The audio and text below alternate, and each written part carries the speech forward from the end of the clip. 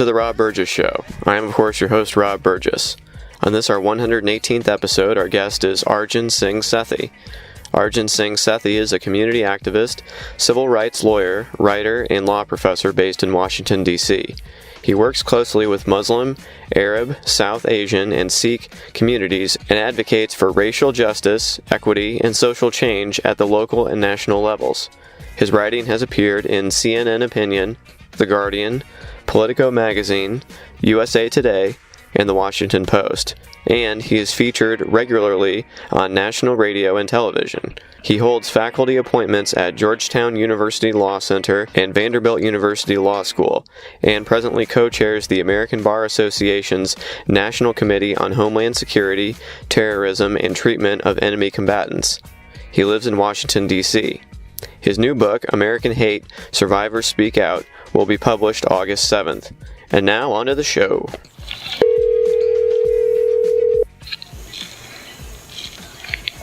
Hi, this is Arjun. Hi, this is Rob. How are you? Hi, Rob. How are you? Good. Thanks for taking the time to talk to me today. I appreciate it. My pleasure. Thanks for your interest. Thanks for requesting the ARC weeks ago, for reading the book and following up. Yeah, for sure.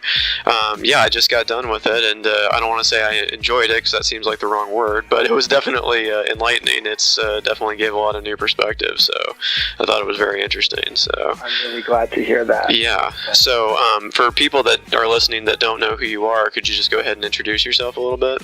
Sure. My name is Arjun Sethi. I am a community activist, civil rights lawyer, and writer based in Washington, D.C., and I've been traveling the country and meeting with people who have been impacted by hate and capturing their stories for my new book, American Hate, Survivors Speak Out.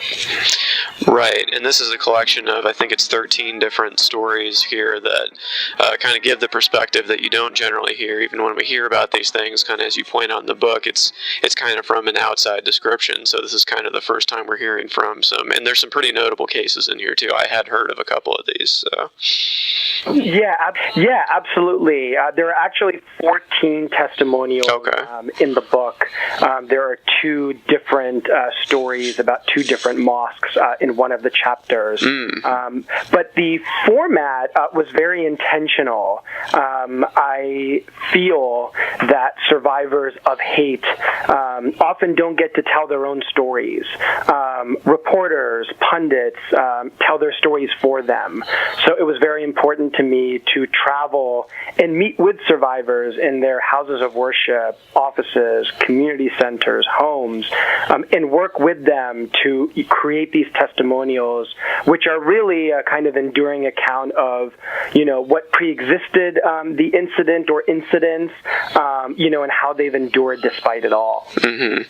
Right. And, going back a little bit to what gave you the idea to do a book like this, obviously, the rise of Trump and Trumpism and all the associated things we've had in our society going on with that has obviously been kind of a wave going on. But do you think possibly you would have still done a book like this had it been President Hillary Clinton? I mean, there still seems like there would have been some hate around, but it may not have been so out in the open, I guess. So. Yeah, so, hate pre-existed Trump. Hate will endure after Trump. But it has nevertheless undeniably spiked, both during his presidential campaign and under his administration. Mm-hmm. And that's what we're hearing. We are hearing from targeted communities across this country, activists who are reporting a spike in hate. And as a consequence, I thought it was very important to both document what impacted communities were experiencing, but to also detail steps that anyone can take to address hate in this country. Mm-hmm. Right. And like you said, it was always kind of there, but if someone sees the president do or say something, it definitely gives a little more license than if you just see it. Because, I've seen the slogan, "Make racists afraid again," and that I think that, there's a power to being like, there's a social cost for you acting this way. And if they don't see a social cost, or they see someone at the top acting a certain way, it doesn't seem like there is much of a social cost for acting in the way they do. So. Yeah, some of the words that, survivors and activists have been using are embolden, facilitate, empower, these destructive forces like white supremacy, anti-black racism, xenophobia, sexism, misogyny, anti-Semitism. So, that's what they're experiencing, and I think that's what's happening in this moment. There's also something very unique and disturbing about this president, right? Because it's really the worst form of bully pulpit. He is fostering hate on the basis of almost every human characteristic. If you think about the statements he's made on the campaign trail, the policies he's enacted, he's fostered hate on the basis of race, faith, disability, sex, gender identity, sexual orientation, weight, national origin, age, immigration status, class, right? So these are things that he has very legitimate, very, very intentionally fostered. And I think it's in part because, his ideologies are white supremacy and greed. And I think anybody who denies that isn't paying attention. Well, you kind of point this out, not to jump ahead, but at the kind of conclusion of your book, when you're talking about kind of where we go from here and all that, you do kind of mention how, the causes for somebody to vote for Trump or somebody to support him. And, and I also, it reminded me of another quote I've heard. It's like anything that's, if you've always been at the top, anything that's equality feels like oppression. So it's like if you're just used to white supremacy, even if you don't think of it in those terms, like even if that vocabulary words aren't in your brain, it's still, if you see all these, oh my gosh, there's all these non-white people are coming up behind us, I feel like I'm losing something, help, but it's like you're not really losing anything more so it's just like other people are finally getting, a seat at the table where they didn't have one before, and you felt like that was normal, and you may have even taken it for granted or not thought about it that way. So yeah, in some ways, his election is a response to progress, right? We haven't made enough progress in this country, but we have made some progress. We have made some strides when it comes to, issues of, police accountability, civil rights, and the like. And in many ways, I think he was elected to turn back the clock because there are a lot of people in this country, in particular white Americans, who are threatened by equality under the law. They are threatened by the changing demographics of this country. This is just a fact. We know this statistically, that a majority of white Americans feel that they are the victims of discrimination. And it's mind-boggling considering the many privileges they have, and considering the bullying, discrimination, violence, and hate that minority communities experience every day in some form or another in this country. Well, I think one of the important things that this book kind of does is it reminds people of what they don't have to deal with. And I think the hardest thing for people to wrap their heads around if they don't get this yet is it's hard to notice what doesn't happen to you. So I think people who are in this camp, they hear white privilege and they're like, what privilege? I don't have any privilege. It's just like, yeah, you don't realize it because it's not something there. It's like hard to make someone notice what doesn't happen. You know what I mean? So no, absolutely. And this dovetails with a point you raised earlier. There have been thousands of incidents of hate in this country where people have actually cited Trump. Right? So there can be no question that, he has intensified and aggravated hate violence in this country. And absolutely, as you read these 14 stories, right, it's impossible to deny that there are people who are acutely impacted in this moment.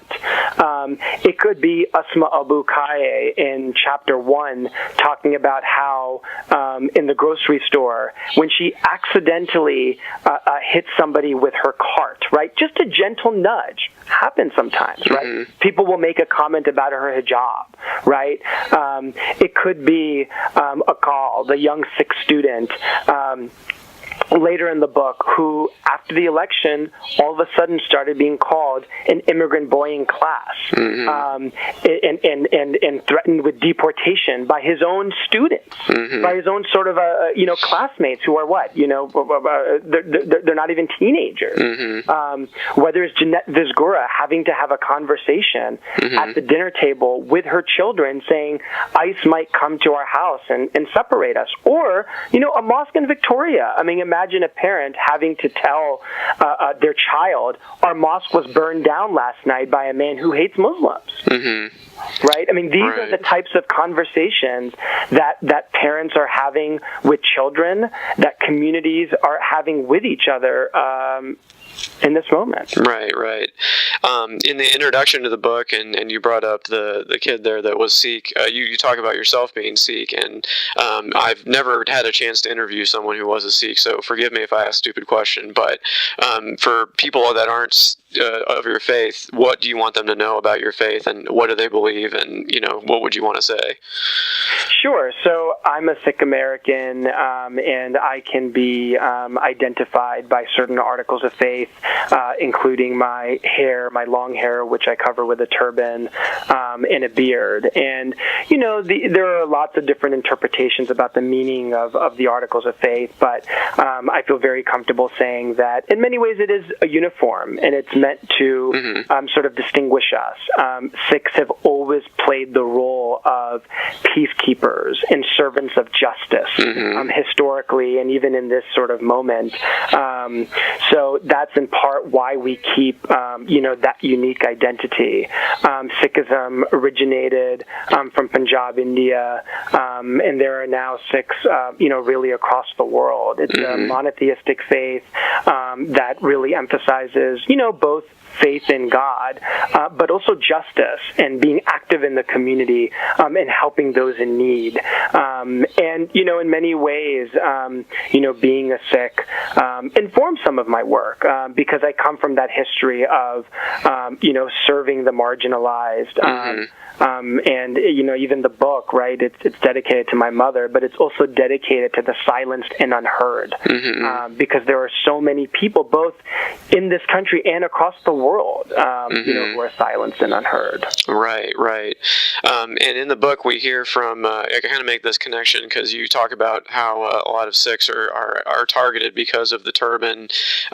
You talk about how, people mistake them for being Muslim maybe, and then it kind of made me think of in the Jabara family that you talk about in your book here, who are Christian Lebanese Americans, and it's like, okay, on the one hand, you want to say to the confused haters, hey, it's like we're Christians just like you, don't you get it? But at the same time, it's not like it would be acceptable if we weren't, you know what I mean? It would still not be okay what you're doing. So, and I feel like Sikhs are kind of in the same boat because it's like you can't even get your hate straight. You don't even know who you're hating and why. But it's like you also want to send the message. It's like, look, this is not okay, no matter who you do this to. So.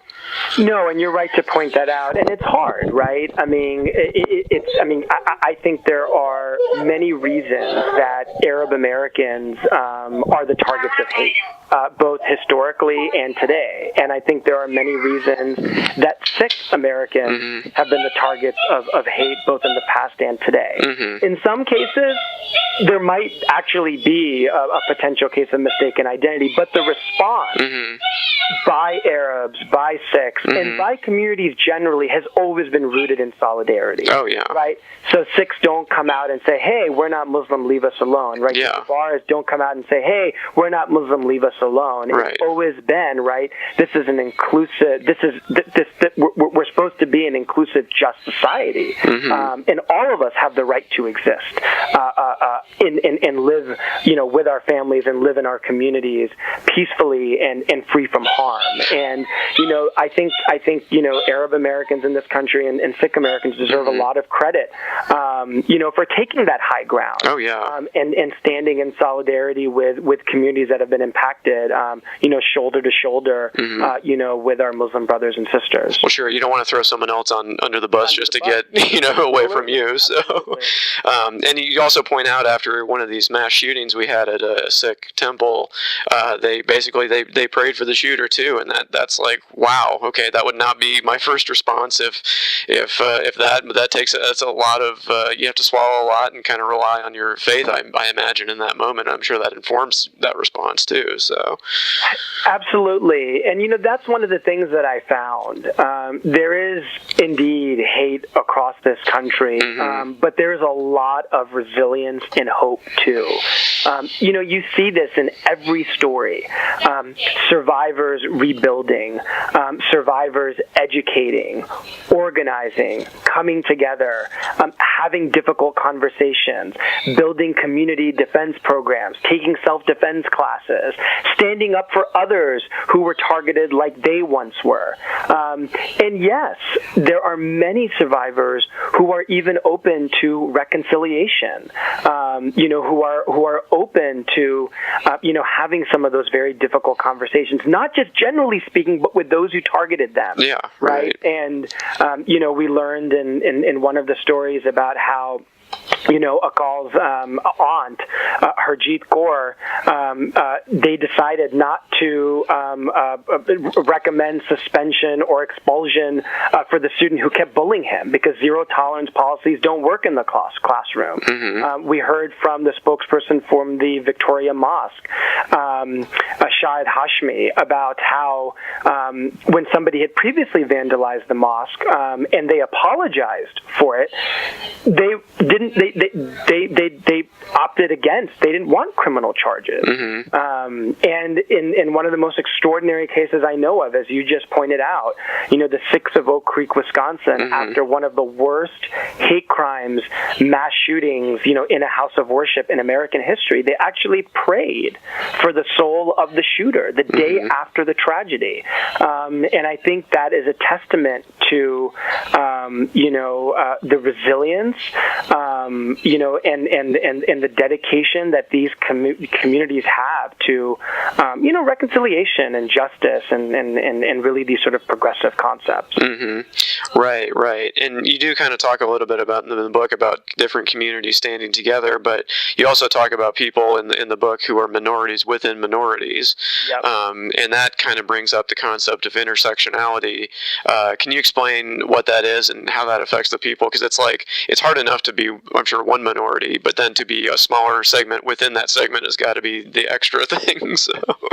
Yeah, absolutely. And the term that people often use is intersectionality, right? So there are going to be, people who are members of, for example, one minority or marginalized community, but sometimes, they are members of multiple communities, and that makes them acutely vulnerable to hate violence, bias, and bigotry.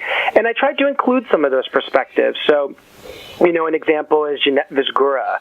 She's not just Latinx, right? She's also undocumented. Surat Swang identifies as queer, but he's also Southeast Asian. Destiny Mangum, Walia Muhammad, that's Destiny's best friend. Walia Muhammad is a black Muslim, and as a consequence, she's sort of at, the intersection of multiple identities. Dominic Evans identifies as a trans and a person with a disability. So I thought it was really important. Those are just a few examples. There are others, but I thought it was important to center those voices in the book. And, we all have to do a better job of making sure the most marginalized among us are safe and have the resources they need because they are often the first to be targeted. Right. And I think with this administration especially, I mean, you've seen this with the kids getting ripped away from the parents, and it's like, if they think they can get away with this with these people, it's not going to stop with that. So even if you don't personally care about those people, you just wait. They'll be around for you too. So you know what I mean? I will tell you, the policy of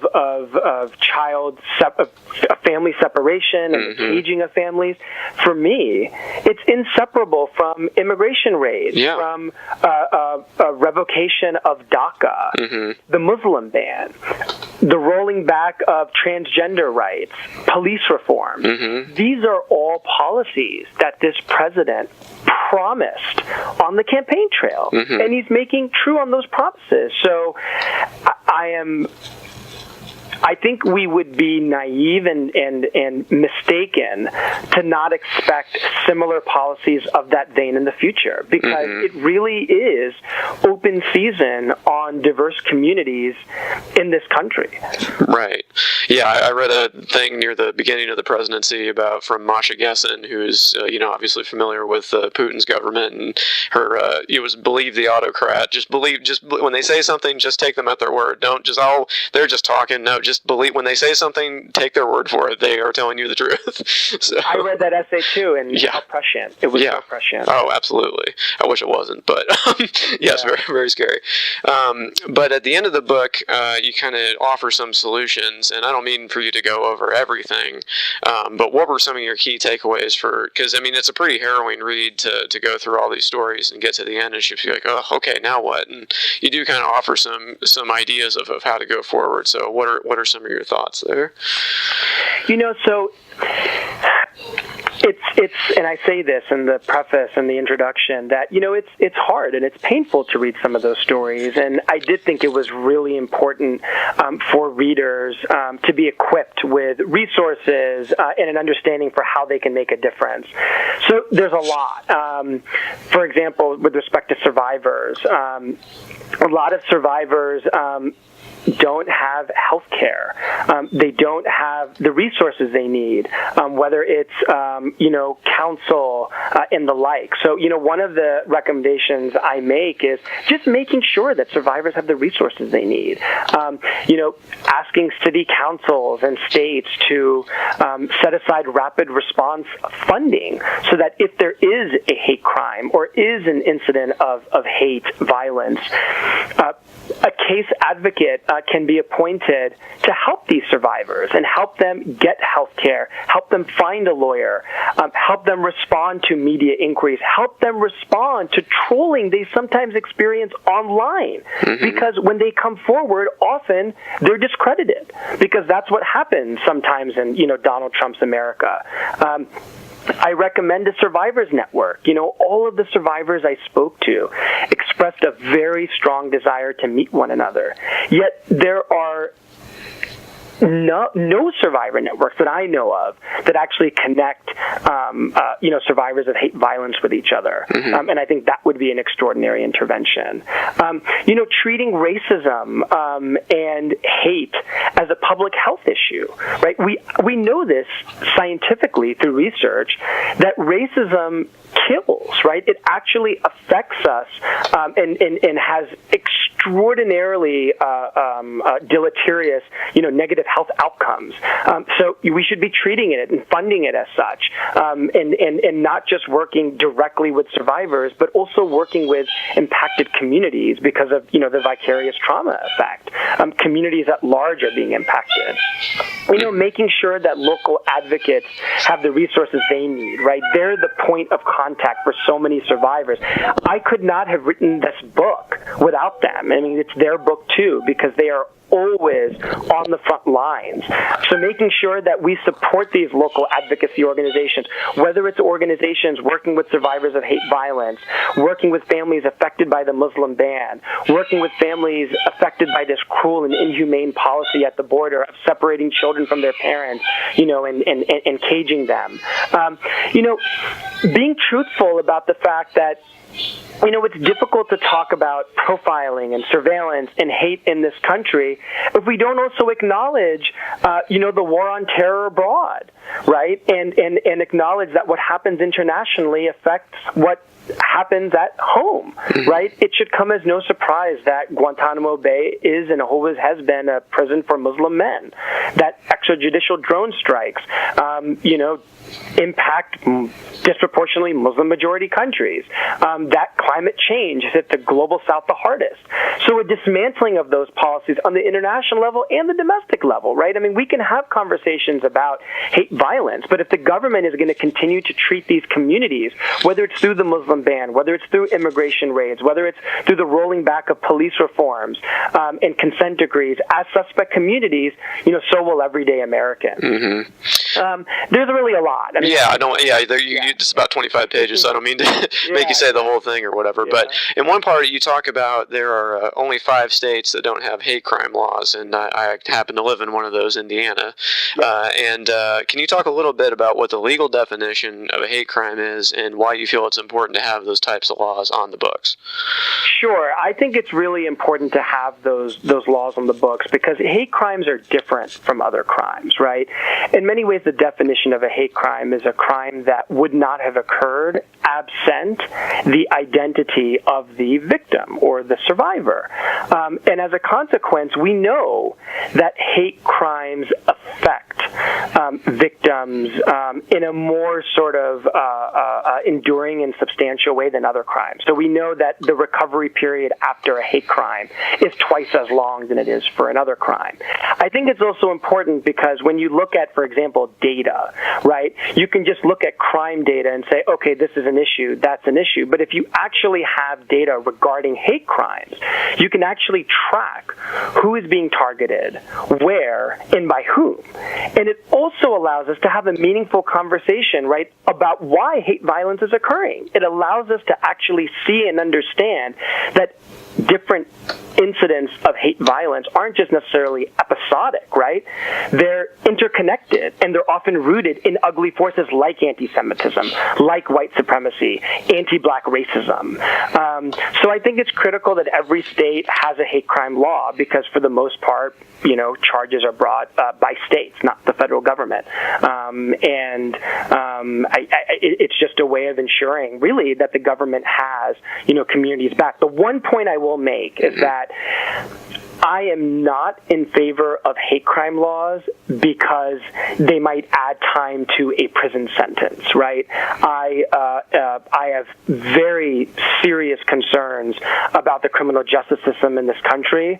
I think mass incarceration is a human rights abomination, but I nevertheless think that hate crime laws serve an important purpose. The other thing we've seen is that if you actually have a hate crime statute, judges are then often afforded the discretion to actually prescribe, interesting restorative sentences. So there are times where judges have actually ordered people who have targeted communities or harassed or threatened communities to learn about them, to spend time with them, to do community service there.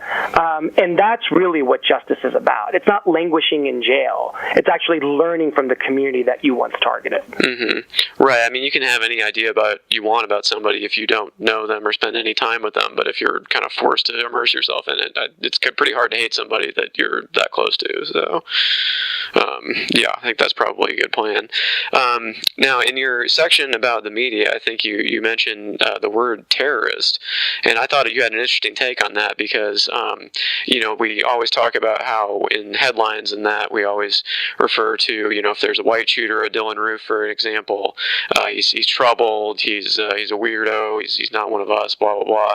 And then, anybody that is, brown, let's face it, is called a terrorist. If somebody has darker skin tone, they're called a terrorist in the same situation.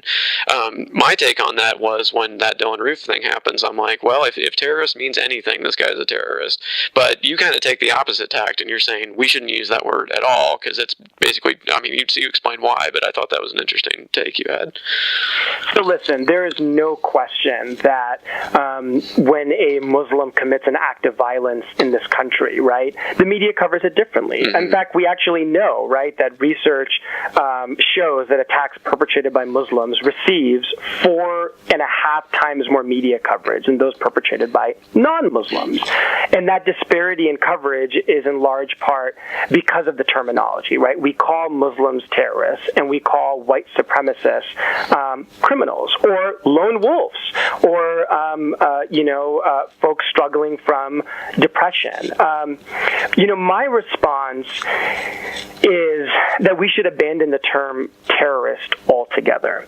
And I say that because I'm fundamentally a human rights lawyer, and I believe in rights. And what we've seen time and again is that when we use and invoke the word terrorist, it's automatically meant as a mechanism to withhold rights and dehumanize suspects, which is why I think the term should be abandoned altogether. So again, look, the greatest threat facing this country comes from white supremacists, right? Not Muslims or refugees. That's just a fact. You are more likely to be harmed or killed in the United States by a white supremacist than a Muslim immigrant or a refugee. And we need to treat white supremacy like the threat it is. But I would counsel against using the word terrorism, because I do think that it puts us in a very difficult legal position because of what different administrations have tried to do when we invoke that term. Sure, absolutely. And in this section in the end, too, you kind of talk about the Trump voter, and we touched on this a little bit, and I'm guessing most of them wouldn't openly classify themselves as bigoted, but as you pointed out in the book, they're at least willing to overlook the bigotry of others, and it's especially baffling to me, since I would venture to bet most of them call themselves Christians, which just boggles my mind on a daily basis. But how do you have any recommendations for bridging that divide, or do you just think it's hopeless to try to penetrate that? I think the language that I use, and I'm comfortable with this, right, is that though not every Trump supporter is necessarily a racist, they're at least bystanders to racism. And it's also important to, what do we mean when we talk about racism? Racism isn't just, saying something racist to another human being. It's how it manifests in those softer ways, right? It's whether you have empathy for a certain person, or whether you are less likely to have empathy for a certain person because of the color of their skin. And that's really what white privilege is about. So, the way I see it is, there are many Trump supporters who are racist. The other Trump supporters are at least bystanders to racism, but all of them, right, voted for Trump and voted for his racist policies that the communities in this book experienced firsthand. And they have to take ownership over that. And there's just no two ways about it. And in terms of moving forward, one of the things I say is that, white allies need to step up, right? It's not enough to just ask, marginalized communities to have community conversations about diversity, right? We need anti-racism trainings across this country. And in a lot of those spaces, folks who look like me and some of the folks in the book aren't welcome, right? But white allies are. And they need to just step up. And, they need to explain to our fellow Americans that, though they think they're the victims of discrimination, they're not. They have a lot of privileges. And also understanding, and this is something that I am aware of and I am sensitive to, that, there is great economic inequality in this country. And we do need to have a deeper conversation about class and the gap between the city and the hinterland. And I want to avoid sort of general characterizations, right? Like, the North and the South. And I think you can't homogenize parts of this country, but there is no question there are economic disparities. And I think we do need to have conversations about, how to bridge some some of that, how to make sure that the pie isn't just bigger for all of us, but that it's shared. And we have to have some of those conversations. But I am hopeful, and I am hopeful because the survivors I met are hopeful. They are ready and open to having difficult conversations, not just with their own communities, but with the very people who targeted them, with Trump supporters. You know, and if they're willing to do it, how can we not follow their example? Mm-hmm. Yeah, absolutely. You're definitely right about that. Now, one of the refrains we hear from white supremacists, especially, is call for free speech, and it's a tough issue for me because, you know, I'm a journalist and I'm somebody who loves words, and so, you know, I inherently want to be like, okay, fine, free speech, but like, you know, there is this concept that, you know, they try to push things that are targeted at certain people and hateful and you know, really do have consequences for these marginalized communities you're talking about. So, you know, the line is always like the answer to bad speech is more speech. But what's your take on that? And just what do you think the First Amendment covers, and what do you think free speech should be in that case? Yeah, I mean, this is a minefield, and there are lots of people who have different issues. You know, the first point I would make is I think it's important to actually center marginalized and impacted voices in this conversation, right? So often you will have journalists who have views. You will have, I'm a civil rights lawyer, you'll have lawyers who have views. But are we actually hearing from people who have experienced, you know, bigotry and bias firsthand? So just as a very concrete example, we have seen these anti-Muslim marches across this country. I mean, Charlottesville was an example. It was different. It wasn't an anti-Muslim march. It was a white supremacist neo-Nazi march, right? But outside of mosques, we have seen white supremacists come together, right, stand outside a mosque in an open carry state with a gun, saying things like, you know, Muslims go home, Muslims belong in hell, right? Now, why should a Muslim parent, right, have to experience that on their way to the mosque, right? And how are they supposed to explain that to their young child? So first and foremost, we need to make sure that we're actually hearing from people who experience it. And I think their voices are largely silenced and ignored. You know, secondly, I think it's easy to say in a vacuum that, you know, we all have the opportunity to exercise and to engage in free speech. But the fact of the matter is that some people can buy free speech, right? Mm-hmm. Some people can just have a megaphone and a microphone, right? And others don't have one. So I think we just need to be mindful of the fact that, you know, free speech itself, you know, it presumes a kind of power dynamic. And there are those who have the opportunity to exercise it, and there are those who don't. I will say that I feel very strongly about technology companies taking a stronger position in combating hate online. And I believe companies like Twitter and Facebook, Airbnb, Square, Uber and the like, you know, they shouldn't be supporting white supremacists, and they shouldn't be supporting this hate. I mean, there are examples in this book. Tanya Gersh was so viciously trolled. Now, in that case, it's interesting because they've actually brought a case saying that's not free speech, right? You've actually, you know, violated certain laws. But not everyone has access to a lawyer, right? Not everyone can have the Southern Poverty Law Center represent you in a major litigation that's going to cost tens of thousands of dollars, if not more. And I also know that the technology companies, you know, I know they've made mistakes, and I know that they are for-profit entities, and they have a lot of work to do. And there's also the issue of bots, right? And governments actually funding these troll armies.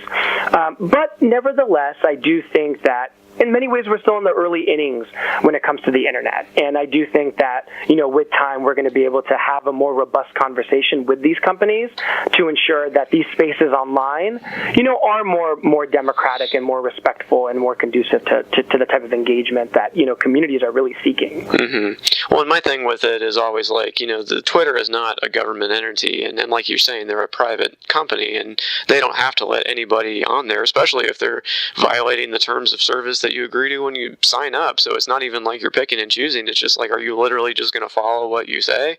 So, it's kind of difficult to see how people think that's covered under free speech or the First Amendment. It's like, well, no, this is their ball field, and they can tell you to take your ball and go home. So, yeah, I mean, it's hard. I think part of the problem is that those companies exercise so much power, they might as well be sovereign nations. True.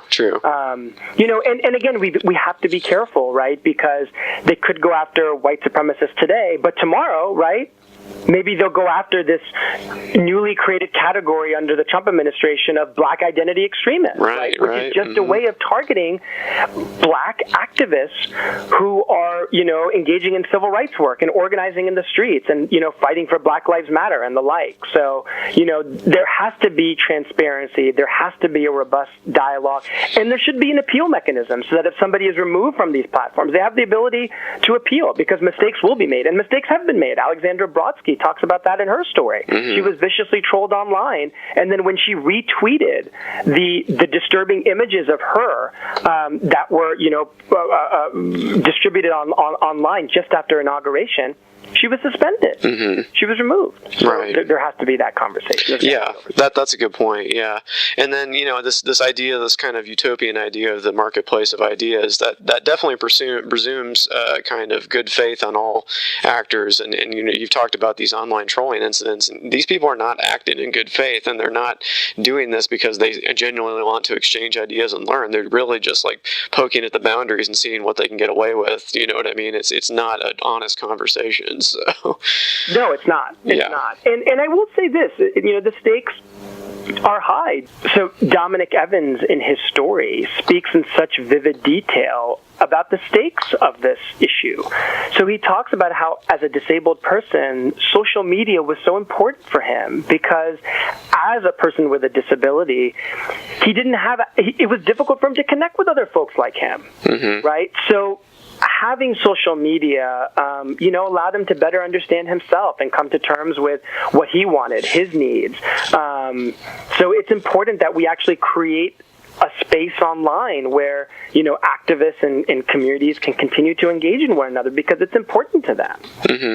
Right, and this is the only outlet some people have. I mean, they don't have access to all these other tools that other people have access to, so this may be the only lifeline to other people they have, as you point out here. So, yep.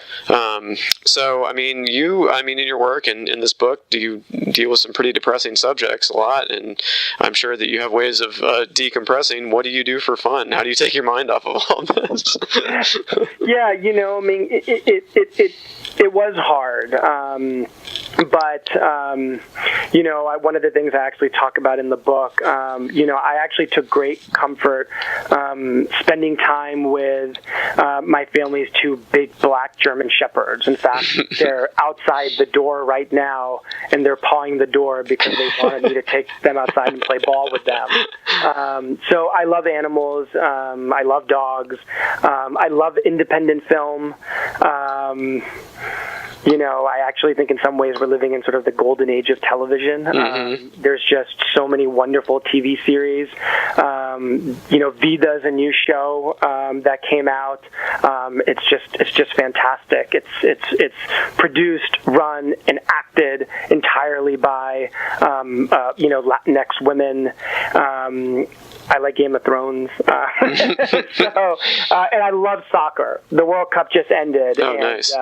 I'm an Argentina Lionel Messi fan. Okay. I absolutely love soccer. Okay. Does it seem like soccer's gotten bigger than ever? I don't remember a previous World Cup being quite this popular. It seems like it's got a breakthrough point, kind of. I hope so. I think soccer is a beautiful game. I think it's just, it's beautiful because anyone can play it, right? Anyone can play it. Luka Modric, who won the Best Player Award for the Golden Boot, I think is the name of the award, or Player of the Tournament in the World Cup. He was a refugee from Croatia. He learned to play soccer in the parking lot of a hotel where his family lived from the ages of 5 to 11. It's just an extraordinary story. Even if you look at the French team, so many of the players are diverse, and they come from immigrant families. So in in many ways, I feel like sports is one of the last great meritocracies in the world, and soccer is just such a beautiful, team game. I have a nephew; he's 5.5, and I'm trying to do everything in my power to get him to play soccer. When he moves closer, I want to coach the team because I used to play a lot of soccer when I was younger. So Nice. I'm like really into it. But Cool. yeah, I think it has gotten bigger and deserved. Oh yeah, for sure. Well, is there anything else I didn't ask you about that you want to get in there before we go? No, I just want to encourage. I want to thank you for having me on. I want to encourage everyone, to take a stand. Silence is complicity. And as you mentioned earlier, there are 30 pages in the book that are devoted to best practices. That's a playbook. It's a playbook for you to get involved in whatever way you're comfortable. It could be financial support. It could be if you're an elected official, standing with these communities and inviting them to testify.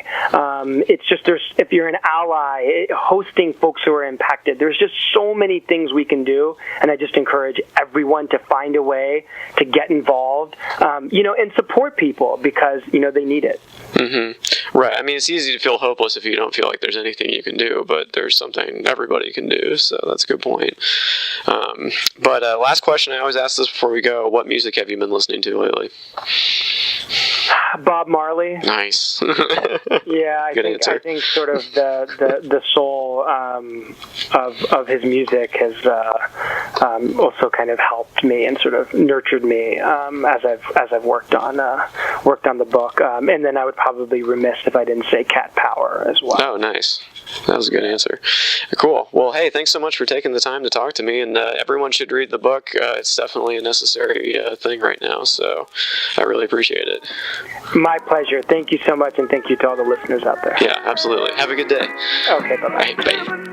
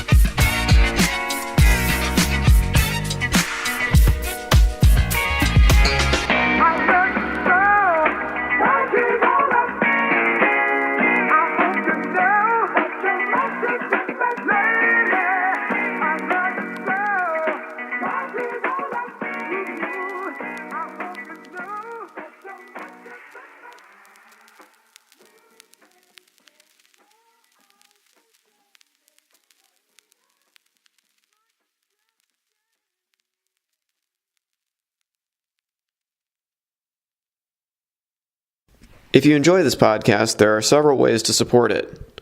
Join the Rob Burgess Show mailing list. Go to tinyletter.com/The Rob Burgess Show and type in your email address. Then respond to the automatic message. I have a Patreon account which can be found at patreon.com/Rob Burgess Show Patreon. I hope you'll consider supporting in any amount. Also, please make sure to comment, follow, like, subscribe, share, rate, and review everywhere the podcast is available, including iTunes, YouTube, SoundCloud, Stitcher, Google Play Music, Facebook, Twitter, Internet Archive, TuneIn, and RSS. The official website for the podcast is www.therobburgessshow.com. You can find out more about me by visiting my website, www.thisburgess.com. And if you have something to say, record a voice memo on your smartphone and send it to therobburgessshow@gmail.com. Include voice memo in the subject line of the email. Until next time.